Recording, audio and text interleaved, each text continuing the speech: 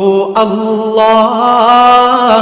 اللہ اللہ اللہ۔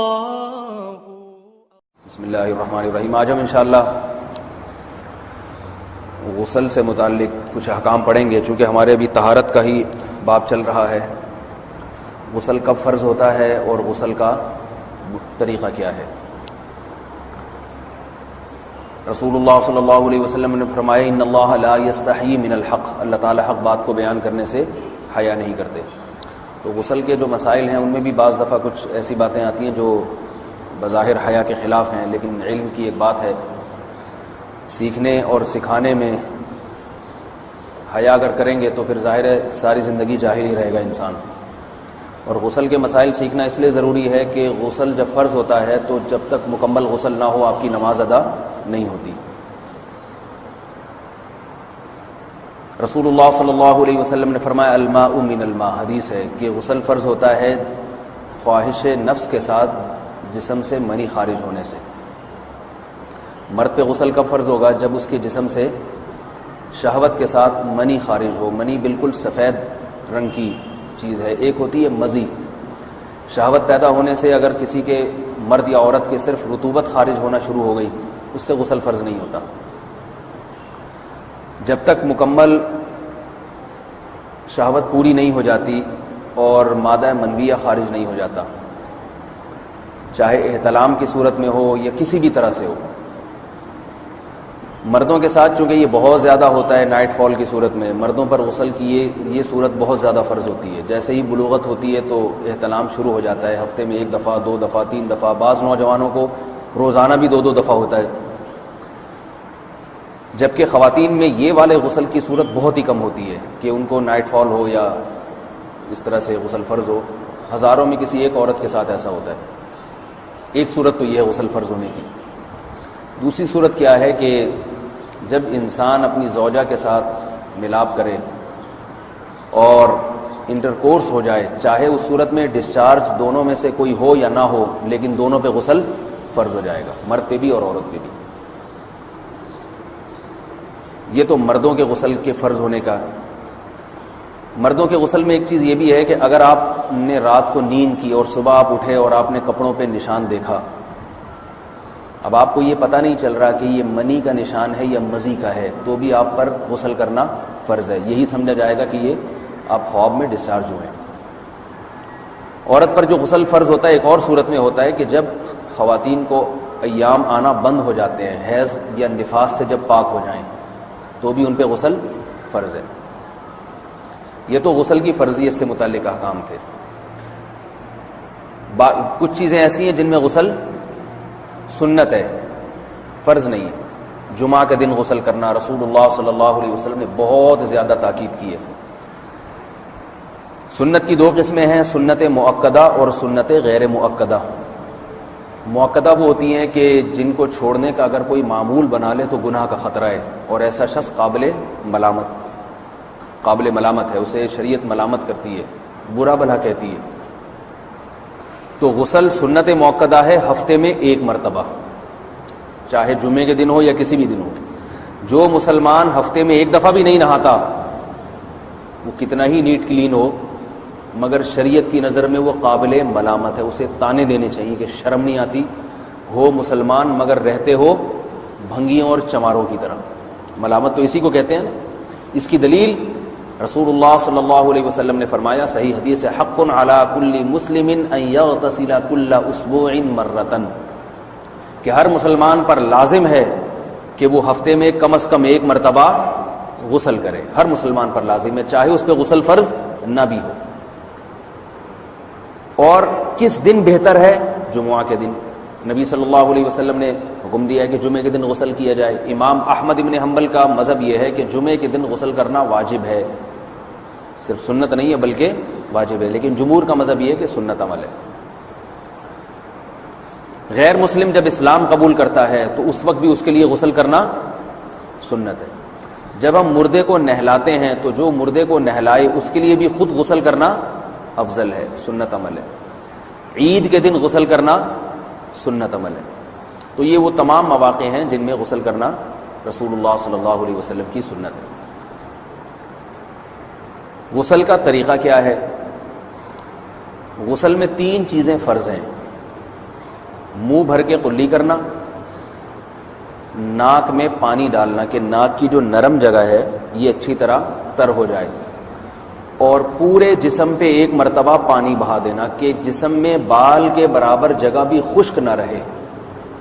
یہ تو ہے فرض، یعنی یہ کام کسی نے کسی بھی طرح سے کر لیا تو غسل ادا ہو جائے گا، چاہے اس کی نیت غسل کی تھی یا نہیں تھی۔ کوئی آدمی چلتا ہوا جا رہا ہے، پھسل کے تالاب میں گر گیا، پورے غوطے کھا کے باہر نکلا، قلی کر لے اور ناک میں پانی ڈال لے تو غسل اس کا ادا ہو جائے گا۔ البتہ چونکہ نیت نہیں تھی لہذا غسل کا ثواب نہیں ملے گا، ثواب نیت کے بغیر نہیں ملتا انسان کو۔ دلائل اس کے الگ موضوع ہے کہ اس کی دلیل کیا ہے کہ بغیر نیت کے بھی غسل ہو جاتا ہے، لیکن میں نے بتایا دلائل کا سیشن نہیں ہے، اس میں پھر بات لمبی ہو جائے گی۔ تو یہ تو ہے فرض، پورے جسم پہ پانی بہانا، کلی اور ناک میں پانی۔ سنت طریقہ کیا ہے؟ رسول اللہ صلی اللہ علیہ وسلم غسل کیسے کرتے تھے؟ سنت طریقہ جس پہ جو اختیار کرنا چاہیے وہ طریقہ یہ ہے کہ جب آپ غسل کے لیے بیٹھیں تو سب سے پہلے وہ جگہ دھوئیں جہاں نجاست اور ناپاکی لگی ہوئی ہے۔ نائٹ فال ہوا، کسی کو احتلام ہوا، تو جہاں جہاں گندگی لگی ہے پہلے اس جگہ کو دھوئیں، استنجا کریں، شرمگاہ کو دھوئیں اچھی طرح، سمجھ رہے ہیں بات کو؟ اس کے بعد ہاتھ دھوئیں اور مکمل وضو کریں جیسے ہم عام حالات میں وضو کرتے ہیں۔ مکمل وضو کرنے کے بعد دائیں کندھے پہ پانی ڈالا، لیفٹ سائڈ پہ پانی ڈالا۔ پہلے زمانے میں تو چلو سے غسل ہوتا تھا، ہاتھ دھو لیے تو اب چلو سے پانی لے کے یہاں ڈالا جا رہا ہے، چلو سے پانی لے کے یہاں ڈالا جا رہا ہے، پورے جسم پہ ملا جا رہا ہے، اور چلو سے پانی لے کے 3 دفعہ سر پہ ڈالا جا رہا ہے۔ تو آج کل چلو ولو تو ہے نہیں، شاور کے نیچے جا کے کھڑے ہو جاتے ہیں، تو اس میں یہ کہ شاور کھولیں اس کے نیچے کھڑے ہو جائیں، سارے چلو اس میں خود بخود ہی ہو جائیں گے، پورے جسم پہ پانی بہہ جائے گا۔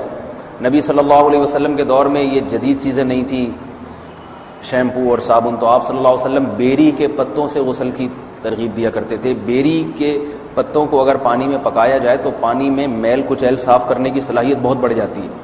ہمارے زمانے میں اس تکلف کی ضرورت نہیں ہے، صابن ملتے ہیں اس سے نہا لے آدمی، نہایا کریں، بہرحال کہنے کا مقصد یہ آپ لوگوں سے۔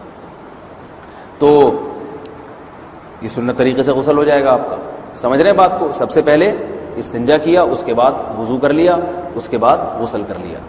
اگر کسی نے غسل میں وضو نہیں کیا اور ویسے ہی پورے جسم پہ پانی بہا دیا تو بھی اس کا وضو خود بخود ہو جائے گا، اس غسل سے وہ نماز پڑھ سکتا ہے، کیونکہ بعض لوگ غسل کرنے کے بعد دوبارہ وضو کر رہے ہوتے ہیں، اس کی ضرورت نہیں ہے، کیونکہ جب غسل کرتے ہیں تو وضو والے اعضاء تو خود بخود اس میں دھل جاتے ہیں۔ یہ ہے غسل کا طریقہ۔ وضو کیسے ٹوٹتا ہے؟ جن چیزوں سے غسل فرض ہوتا ہے ان چیزوں سے وضو تو بہرحال ٹوٹتا ہی ہے، اس کے علاوہ بھی وضو ٹوٹتا ہے۔ اس سے پچھلے لیکچر میں نے کچھ تفصیل بتائی تھی کہ نجاست جسم سے کہیں سے بھی خارج ہو جائے یا نجاست نکل کے بہہ پڑے، اگر قضائے حاجت کی جگہوں سے نجاست خارج ہوئی ہے تو نظر بھی آ جائے وضو ٹوٹ جائے گا، اور قضائے حاجت کے علاوہ جگہوں سے اگر نجاست خارج ہوئی ہے، خون وغیرہ ہے جیسے، تو جب تک نکل کے بہے گا نہیں تو اس وقت تک وضو نہیں ٹوٹے گا۔ سمجھ رہے ہیں بات کو؟ وضو کا طریقہ کیا ہے؟ سب سے پہلے دونوں ہاتھوں کو دھویا جائے، 3 دفعہ کلی کی جائے، مسواک کی جائے، 3 دفعہ ناک میں پانی ڈالا جائے، پھر پورے چہرے کو، پیشانی یہ جو ہے جہاں سے پیشانی ہماری شروع ہو رہی ہے اور تھوڑی کے نیچے، تھوڑی جہاں ختم ہو رہی ہے، اور ایک کان کی لو سے دوسرے کان کی لو تک 4 اعضاء ہیں وضو میں دھونا فرض ہیں۔ 1 چہرہ، نمبر 2 بازو، نمبر 3 سر کا مسا، چوتھائی سر، اور نمبر 4 پاؤں کو دھونا۔ اس کی دلیل قرآن مجید کی مشہور آیت ہے فَاغْسِلُوا وُجُوهَكُمْ وَأَيْدِيَكُمْ إِلَى الْمَرَافِقِ۔ اللہ فرماتے ہیں ایمان والو جب نماز کا ارادہ ہو تو اپنے چہروں کو اور اپنے ہاتھوں کو دھو، سر کا مسا کرو اور پاؤں کو ٹخنوں سمیت دھو۔ دھونے کا حکم ہے قرآن مجید میں۔ البتہ سر کے بارے میں یہ نہیں ہے پورے سر کا مسا کرو، بلکہ آ رہا ہے وَامْسَحُوا بِرُؤُوسِكُمْ، با کا لفظ ہے، با آتی ہے تبعیض کے لیے کہ سر کے بعض حصے کا مسا۔ اب بعض حصے کا قرآن حدیث میں کہیں تذکرہ نہیں ہے، تو اس میں فقہاء کرام کے اجتہادات ہیں۔ امام شافعی فرماتے ہیں تھوڑا سا بھی ٹچ کر لیا سر کو ہو جائے گا، امام ابو حنیفہ فرماتے ہیں نہیں کم از کم 1/4 کا ہونا ضروری ہے۔ سب کے اپنے اپنے دلائل ہیں، ان دلائل میں میں نہیں جاتا۔ فقہ حنفی کو جو فالو کرنے والے ہیں تو ان کو چاہیے کم از کم 1/4 سر کا مسا، یہ فرض ہونے کے لیے ضروری، مگر سنت کیا ہے؟ پورے سر کا مسا۔ نبی صلی اللہ علیہ وسلم دونوں ہاتھوں کو بھگو کے پورے سر کا مسح کرتے تھے ایسے. سمجھ رہے ہیں بات کو؟ اور مسح کے جو یہ ٹیکنیکل طریقے ہیں کہ آپ یوں پہلے انگلی بنائیں پھر یوں لے کر جائیں پھر یوں گھما کے لائیں پھر یوں، یہ ٹیکنیکل طریقے حدیث سے ثابت نہیں. مسح کا طریقہ کیا ہے؟ بھیگا ہوا ہاتھ لے کے ایسے پورے سر کو ہو گیا.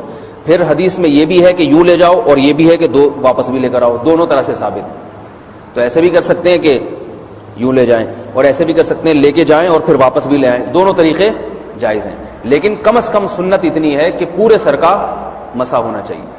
بعض لوگوں کو شو مارنے کا شوق ہوتا ہے، اگر وہ واپس لائیں تو بال ان کے خراب ہو جاتے ہیں، کہتے ہیں یار یہ پھر مسئلہ خراب ہو جائے گا. تو پھر ایسے لوگ صرف یوں ہی لے جائیں کافی ہے. افضل تو یہ کہ یوں بھی لے یوں بھی لے جائیں، دونوں طرح سے صحیح ہے. بہرحال دونوں حدیث سے ثابت ہیں. سمجھ رہے ہیں بات کو؟ اور یہاں ایک اہم مسئلہ بتا دوں، قرآن مجید نے پاؤں کو دھونے کا حکم دیا ہے، پاؤں پہ مسح کرنے کا حکم نہیں دیا. اور حدیث میں خفین پر مسح کرنے کا حکم ہے. تو قرآن اور حدیث کو فقہاء نے جمع کیا ہے.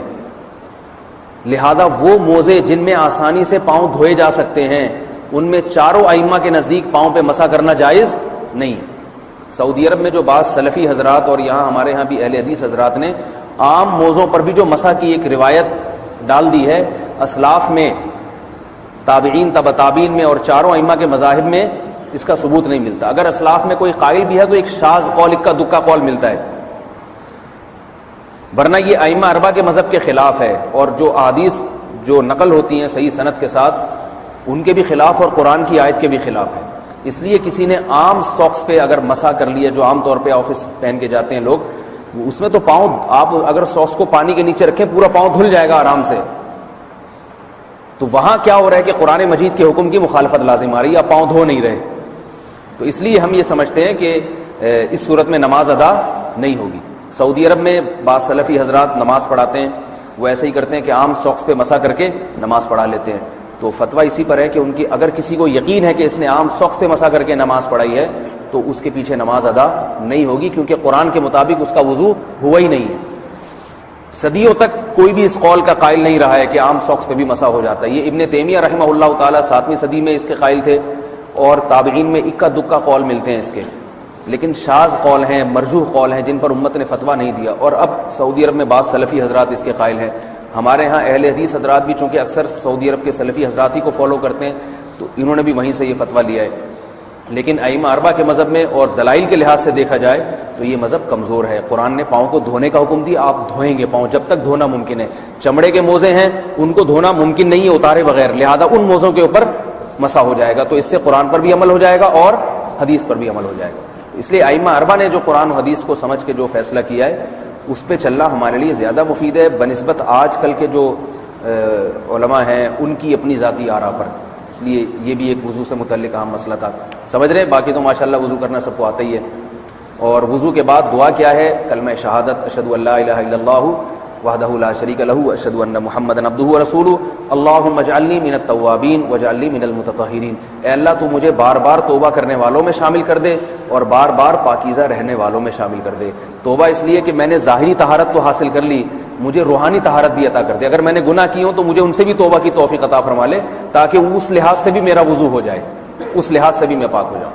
سبحانک اللہم و بحمدک، نشہد ان لا الہ الا انت، نستغفرک و نتوب الیک.